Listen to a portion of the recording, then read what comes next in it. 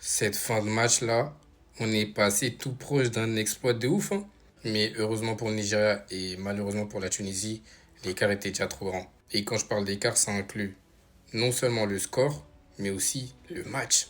Pendant au moins 70 minutes, le Nigeria était au-dessus. Mais vraiment, une première mi-temps totalement maîtrisée.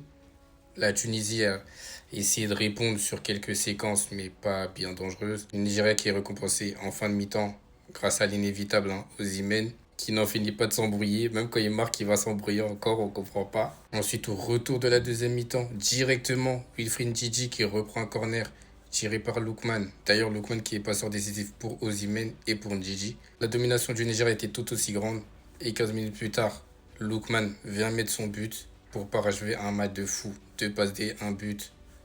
Il est trop fort ce mec. Et c'est à partir de ce moment-là, où on va dire quelques minutes plus tard, que la Tunisie commence à se réveiller. Mais pourquoi ils se réveillent que maintenant?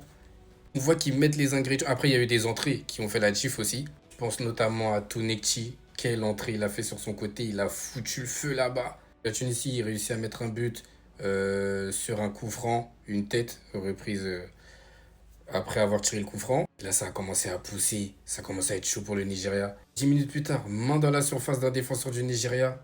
Après, tu tends à la voir. De toute façon, on ne comprend plus rien avec les règles de la main.